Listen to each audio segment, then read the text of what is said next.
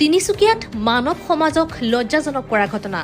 নিশাৰ আন্ধাৰত কোনো হৃদয়হীন লোকে পথৰ কাষত পেলাই থৈ যায় এটি নৱজাতক শিশু। তিনিচুকীয়া চহৰৰ হাউচিং কলনী পথত পেলাই যোৱা নৱজাতকটি স্থানীয় লোকে দেখা পাই উদ্ধাৰ কৰাৰ লগতে খবৰ দিয়ে স্থানীয় আৰক্ষীক। পৰৱৰ্তী সময়ত ঘটনাস্থলীত তিনিচুকীয়া আৰক্ষীৰ লগতে শিশু সুৰক্ষা বিভাগৰ লোক উপস্থিত হৈ লৈ যায় নৱজাতকটি। এনেদৰে পথৰ কাষত নৱজাতক পেলাই থৈ যোৱাৰ ঘটনাই সৃষ্টি কৰিছে তীব্ৰ চাঞ্চল্যৰ। আজি তিনিচুকীয়াৰ হাউচিং কলনী পৰ্বতীয়া আমাৰ ঘৰৰ ওচৰতে প্ৰায় আধা ঘণ্টামানৰ আগতে আমি নৱজাতক এইটো কেঁচুৱা আমি উদ্ধাৰ কৰিছোঁ। আৰু সম্বন্ধত মোৰ ভাগিনজনে কিন্তু মানে এগৰাকী মহিলা আৰু এগৰাকী যুৱতী যুৱতীক ৰাস্তাৰ কাষতে আমাৰ ঘৰৰ কাষত মানে হাউচিং কলনীত বহি থকা দেখিছিল। প্ৰায় 20 মিনিটমান বহি থকা দেখিছিল।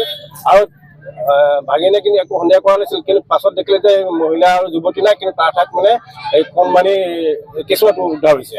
অৰ্থাৎ মানে সেই মহিলা আৰু যুৱতীগৰাকীয়ে কণমানি কেঁচুৱাটোক তেখেতসকলে ইয়াত এৰি থৈ প্ৰয়াণ কৰিলে। গতিকে এতিয়া আমাৰ হাউচিং কলনীৰ মহিলাসকলে এই কেঁচুৱাটো উদ্ধাৰ কৰিছোঁ আৰু যিমানখিনি প্ৰাথমিক শুশ্ৰূষা দিব লাগে জীৱিত হৈ আছে, যিমানখিনি প্ৰাথমিক শুশ্ৰূষা কৰিব লাগে শুশ্ৰূষা কৰি আছে। আৰু ইতিমধ্যে আমি থানাত খবৰ কৰিলোঁ, থানাৰ পুলিচো আহিছে আৰু থানাৰ পুলিচে এতিয়া যাৱতীয় ব্যৱস্থাখিনি কৰিব। কেইটা বজাত হৈছিলে ঘটনাটো?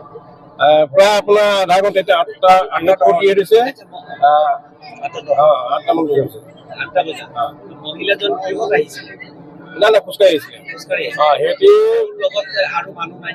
নাই, অকল মহিলাগৰাকী আৰু যুৱতী এগৰাকী আছিলে। আমাৰ কলনীৰ সিটো মাথাত বহি আছিলে আৰু তেখেতসকলে সেই পৰ্বতীয়া ফালে কিন্তু গুচি গৈছে। তাৰপিছতে নৱজাতক মানে উদ্ধাৰ কৰা হৈছে। আইডিয়াটো কিমান দিনৰ হ'ব? আইডিয়া আপোনাৰ মহিলাসকলে কোৱা মতে 2-3 দিনৰ হ'ব।